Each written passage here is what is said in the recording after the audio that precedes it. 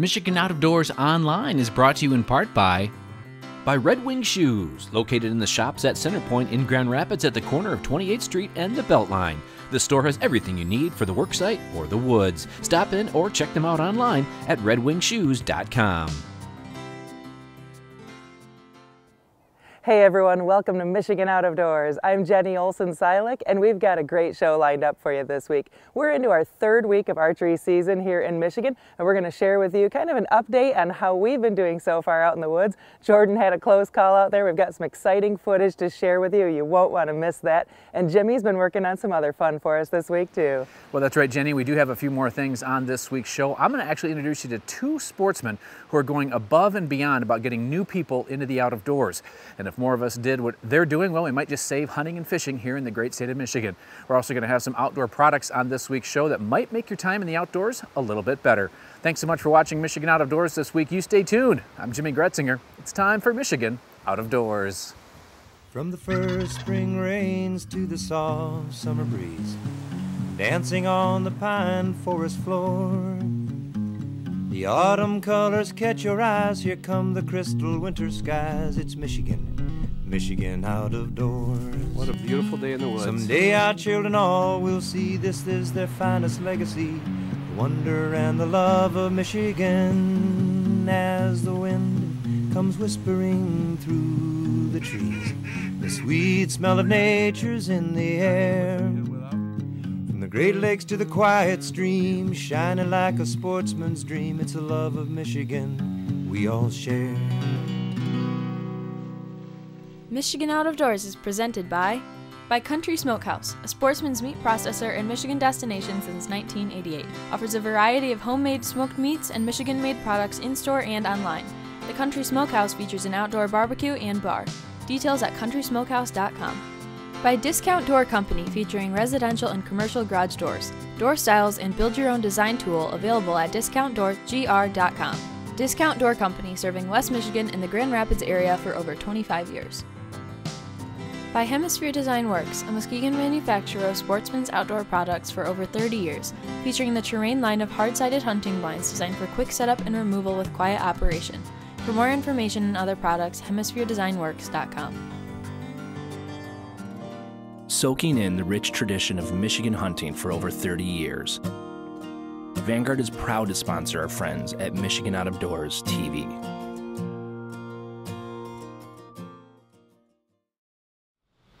Well, here it is, the middle of October, and I'm back in the tree stand tonight. Absolutely perfect night out. It has been an incredible start to the season, and to kick off this week's episode, we're going to show you what the first week of the bow season looked like for me here in mid-Michigan.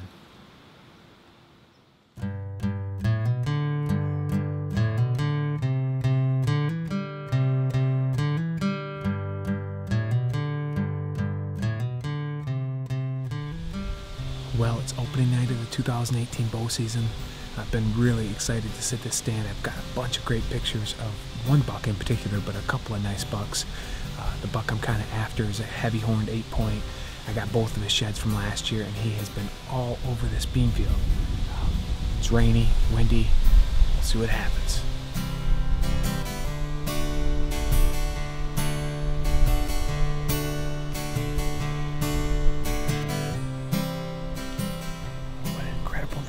So far, I've seen a ton of deer, a ton of bucks. Haven't had a whole lot real close. I did have some does within bow range, but most of the bucks have been 80 to 150 yards out. Did have one really nice buck out here. Never came close enough. Kind of a cool looking buck. I've got a bunch of pictures of him, but they're all on the other side of the property. I'm kind of surprised to see him here, but got a little bit of time left. Most of the deer have moved off. There's one buck I still haven't seen that I thought I might, so maybe right before dark we'll see him. Never know. It took a few days to get the right wind direction to hunt this area again, but as soon as I could, I jumped right back in the stand, hoping to see the buck from opening night. Well, it's October 4th. Back in the tree stand tonight. I'm really excited about this spot. I'm sitting right where I watched a nice buck on Monday, the opener, walk right out of. I've had this tree stand here. It's really tough to get the wind right to sit it. The wind is not perfect tonight, but it's as good as it's going to be for the next few days, and these deer will shift off this early season pattern pretty soon. So they're just crushing the beans right now. We're drawing in deer from other areas. A lot of these bucks don't live here, but the food source is king early in the season, and these bucks are coming from everywhere to hit it. It's been the story of my early season. It's all been about the beans.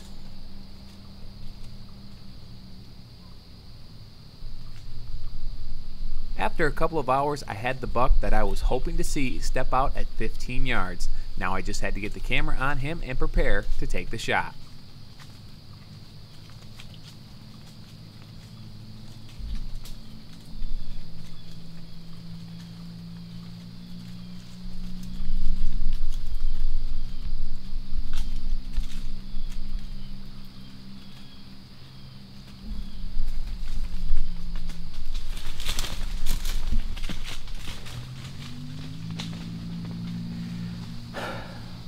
Well, the camera just cost me a pretty nice buck. The deer I was after came right out where I thought he would.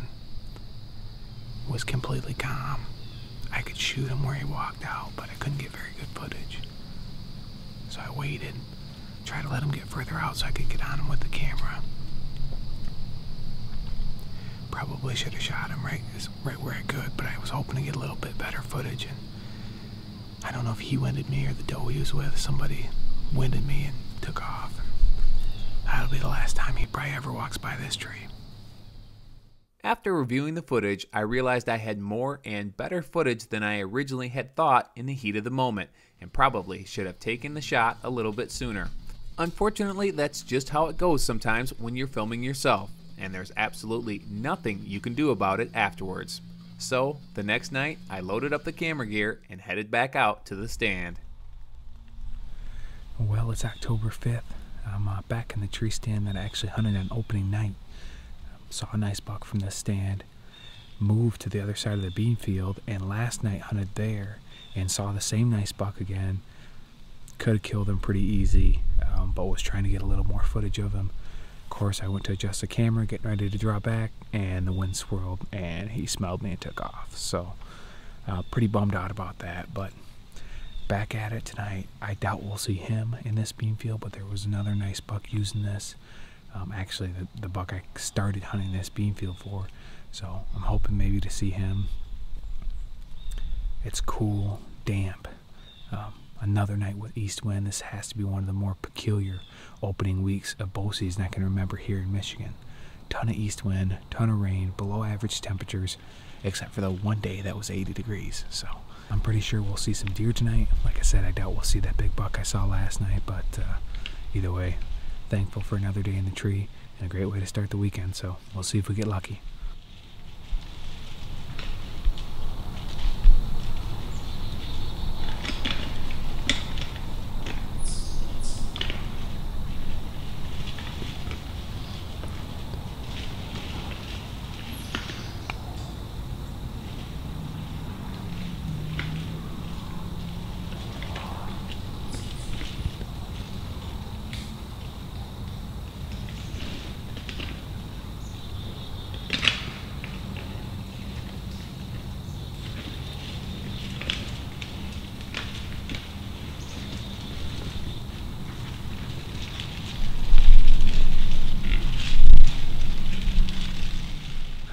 A few bucks come out together out in the field here, and I could tell the one buck was posturing pretty good towards this smaller buck, and they kind of nosed each other around for a minute, and I got the camera rolling, and they started fighting. And this was not early season sparring, this was not tickling the horns. They were going at it and got pretty loud, and probably lasted for 2 or 3 minutes. Then out of nowhere, the buck that I saw last night, the buck that I'm sitting here for basically, comes flying out of the woods, chases them both off, completely away from me, of course. But what an incredible experience. That was so cool. It was a great first week of bow season, and I can't wait to see what the rest of October brings. Good luck to all of the bow hunters hitting the woods this fall. Well, I have to say, when I saw that footage of that nice buck and Jordan not pulling the trigger, I couldn't figure out why he didn't do it, and I think he's wondering the same thing as well, but maybe he'll get another crack at it. What we're going to do now is shift gears and introduce you to a couple of sportsmen who are going above and beyond, getting new people into the out of doors.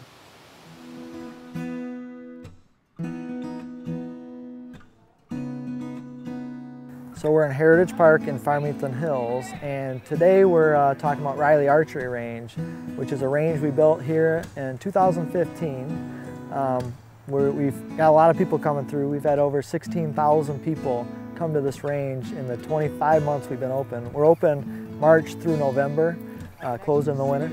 We had a camp, nature and archery camp that took place, and we had 25 kids come through that we talked to them about hunting. We do a lot of programs here. We do introduction to archery, open shooting, beginner classes, intermediate school teams, and then camps, birthday parties. With the camps, we start them off with just knowing the basics, like safety, about archery, just the history of archery, and then we get into shooting. And then towards the middle or the end of the week, we start talking about hunting, and we start to educate them on what is hunting, what does it mean, why do people hunt, and then we show them actually how you can go hunting. We also incorporate bow fishing, so they have an understanding of it, and a lot of the kids actually want to get into hunting after they've learned about it, what it means, and at least they understand more about it. So that's our goal today, was to really educate these kids, and we have 7 camps a year that kids come through. Intermediate classes pretty much all year round, where we do the same thing, where we want to teach them about archery, but also about what's hunting about, what's Michigan about. And a lot of people get educated through this. This is one impressive program to say the least, and Brian does a great job of walking them from shooting right into the world of hunting. So this is the arrow, obviously, and this is a slide knock right here that's sliding up and down. Right there. And then right here, this wants to be facing up, and this needs to be in front of where you knock it. So this is facing up, then you knock your arrow. It's pretty impressive just how many people actually want to learn how to hunt, but maybe just haven't been given the right tools. So Parks and Recreation, we do soccer, we have nature centers, we have pools, we have baseball fields. Locally, we're the entry point into people's leisure time. What are they going to do? They have kids and they're like, oh, we got to get them in gymnastics and dance. And so now with archery, we've incorporated that as a mainstream activity. And in Farmington Hills, we have this archery range that now it's like a daily thing. People are coming through here doing programs. Parks and Recreation is, in terms of the hunting, it's the R3, it's the recruiting part of it. So we recruit a lot of people in because we're local and they look to us for their activities. And then after that, now these people want to hunt. And we've had, in Farmington Hills alone, we did a survey in 2016. There was almost 800 people that want to hunt that came here that didn't know how to do it and didn't know where to go. So if you figure when they say the economic impact of hunting is $4,400 per hunter per year times 800, that's like $3.5 million that we could bring into the economy just from one range in 1 year. Multiply that by 20 years, do the math. That's a lot of money that we bring into the economy just by having one range. So Parks and Recreation, not just in Farmington Hills, but there's 10 other communities out there that we're working with in Parks and Recreation to really grow archery, and now more people want to get into hunting because of it. These programs are making a difference, and may be the answer to saving our hunting traditions.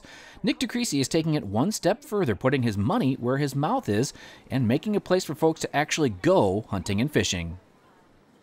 So I was a paramedic with Detroit Fire Department, and that's what I did for a living. And as I retired from that, my bachelor's in science education. I started working for the Metro Parks at the Nature Center and doing programs. So as I started doing all these programs, it was at Lake St. Clair Metro Park for about a total of 12 years now.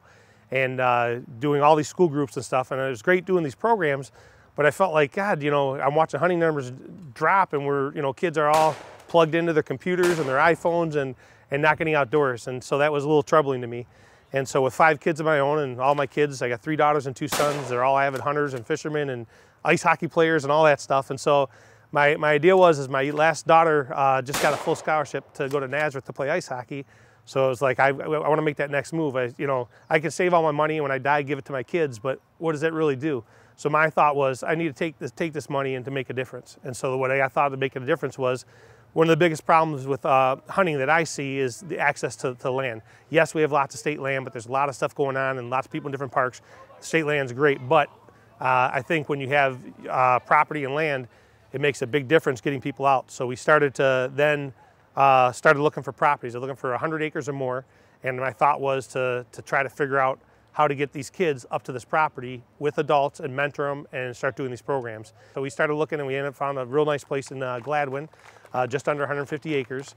And we closed on it June 1st, and we went in there and did some excavating and made some nice trails in there, put in some food plots, put in some ponds for watering holes.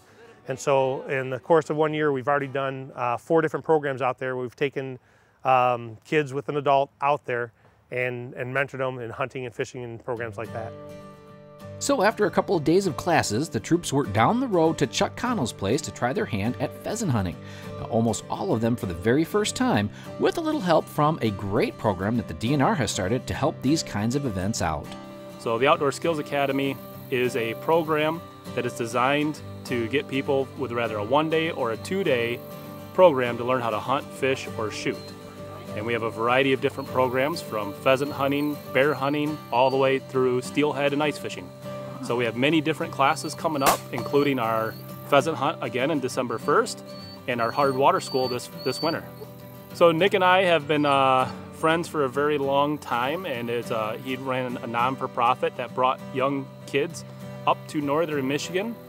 And this is something I said, hey, if you got this group of kids who are interested in the outdoors and would like to learn how to hunt, we partnered together, and he buses them all up here, and My Global Kids funds the whole program, which is nice, and we're able to get them out and get them hunting for the first time, and it introduces them to the hunting and fishing, shooting sports.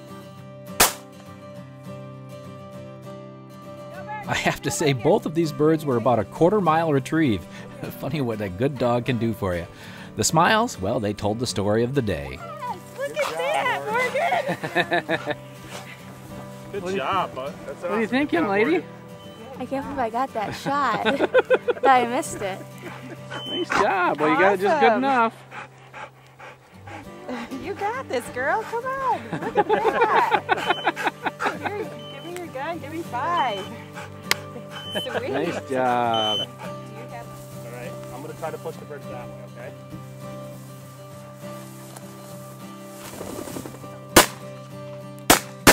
Nice. Good job. Good job. You got it. Treat your man for it.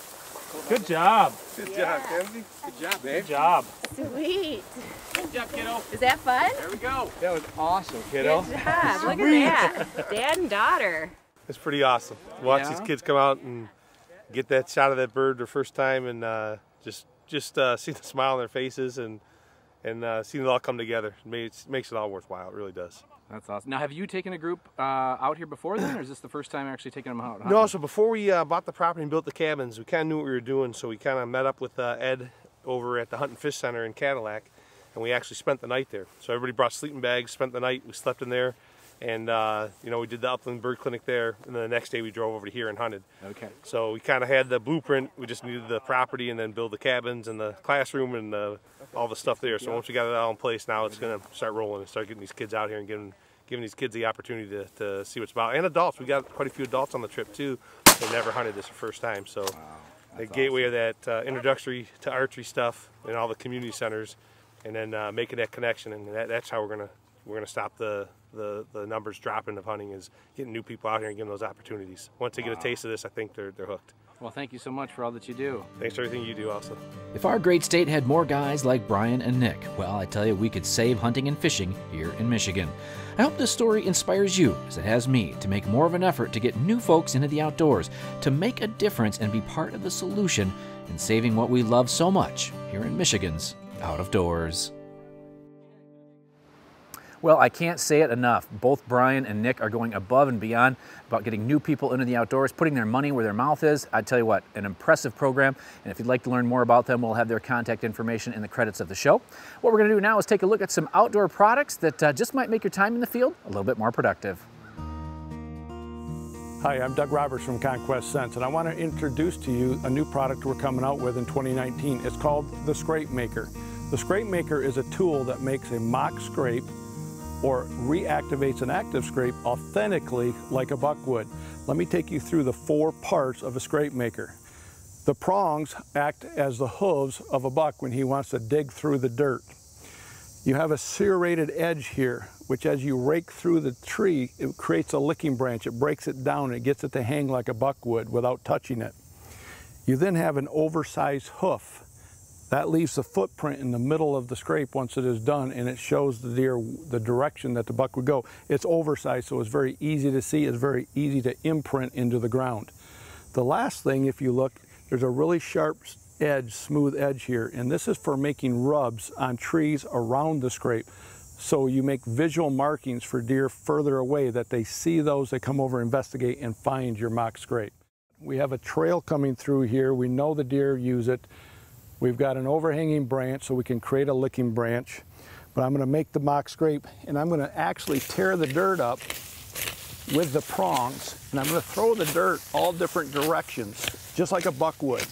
And as you can see, it's leaving those prints, those hoof marks in the ground. So I've got the ground worked up pretty good. And it's all with the hoof prongs.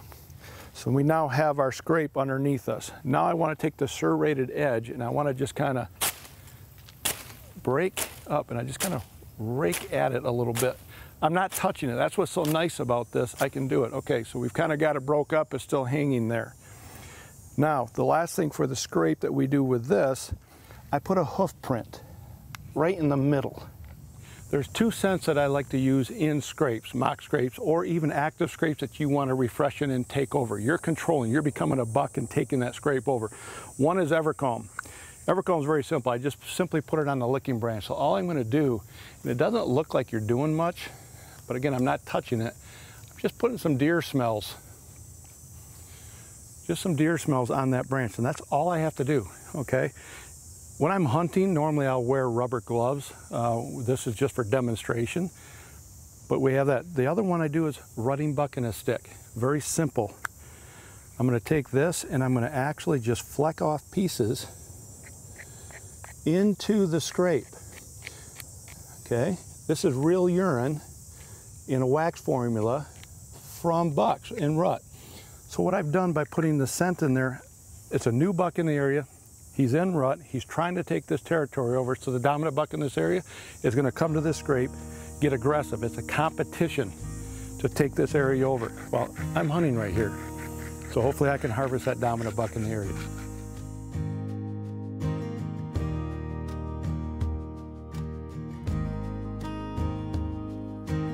My name is Paul Perrone. I'm the president and founder of Versa Skins. And Versa Skins is a Michigan-based company. I've been in Michigan for about 30 years now. I was born and raised in Northeast Ohio. But my wife and I live in Clarkson, Michigan, and we've been here with our 3 daughters for the last 30 years. The Versa Skins product really came of a need. Like every other hunter, you got closets and totes full of camo clothing. All seasons, all camo patterns, you name it, you have it. I wanted to start predator hunting about 8 years ago, and I wanted a snow camo. And I wanted just something I could pull over an existing suit that would work, that would protect me from the elements, but also give me good camouflage.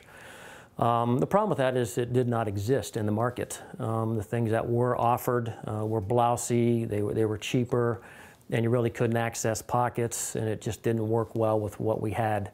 So I created the product called Versa Skins, Versatility Skins, where you have actually a base product that is a base jacket and base suit, and then that base jacket and base suit can be easily skinned in the camo pattern you desire. We obviously came out with the AP Snow first that would allow us to skin over for late goose season or even your predator hunting. And then we have AP Blaze, we've got Max 5, and really we can skin the base coat and base jacket, base pant in anything that you would like. Any pattern that we could possibly license, we could skin the base product in. We're launching the product with Realtree. We've got Realtree, the new Realtree base jacket is Realtree Edge, and every base coat, every base pant comes in that camo pattern. and then you would receive pouches of the different camo patterns depending on what your need is. Within minutes, you could then simply reskin your base product to be in a different element, to chase after a different game, whether it's bottomlands or the mountain ridges, or if you're duck hunting, or if you get a snowfall overnight. The VersaSkins product will then cover you, no pun intended, for that outing. Stay tuned over the next few weeks as we'll have a few more products that may just help you in your time afield. Thanks for joining us this week for Michigan Out of Doors. Make sure you stick around over the upcoming weeks. We've got a lot of fall excitement to share with you here on the TV show. We'll take you out for some river fishing, waterfowling, upland bird hunting, all sorts of fun headed your way. If you'd like to know where we are or where we're headed next this fall, you can always check us out online. Well, that's right, Jenny. Online is a great way to kind of keep track of us here at Michigan Out of Doors. Our website is michiganoutofdoorstv.com. We have full episodes of the show there every week. We're also on all the different social media platforms if you want to see what we're doing on a day-to-day basis. And if you're ever on YouTube, you can actually subscribe to our channel and get an email sent to you anytime we post something new. And make sure you are joining us over the next couple of weeks. What a great time of the year to be a sportsman. Make sure you are getting out and enjoying what our great state has to offer. If we don't see you in the woods or on the water, hopefully we'll see you right back here next week on your PBS station. Michigan Out of Doors is presented by Greenstone Farm Credit Services, making recreational land ownership possible across Michigan and northeast Wisconsin. Begin your land financing journey at one of Greenstone's 37 locations or greenstonefcs.com. By the locally owned and operated members of the Michigan Petroleum Association and the National Oil Heat Research Alliance, who provide oil heat with bioheat, a renewable fuel source designed to benefit the home and the environment. Details on the web at useoilheatmichigan.com. By Jay's Sporting Goods, with locations in Clare and Gaylord.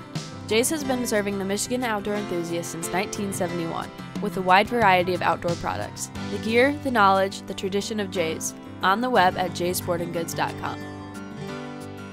By G5 Outdoors, makers of the Quest and Prime bows, manufactured and designed in Memphis, Michigan. G5 offers a line of archery bows, broadheads, and accessories. On the web at g5outdoors.com. Closed captioning provided by Marvo Mineral, makers of Lucky Buck, deer management products including minerals to supplement deer diets year-round to improve health and antler growth. When I wander far away, a dream stays with me night and day. It's the road that leads to my home state. I am a Michigan man. Changing seasons paint the scene like rainbow trout in a hidden stream. The white-tailed deer in the tall pine trees. I am a Michigan man. I am a Michigan man. Ask where I'm from and I'll show you my hands. Lord above, I love this land. I am a Michigan man. From the Keweenaw down to St. Joe, Kalamazoo,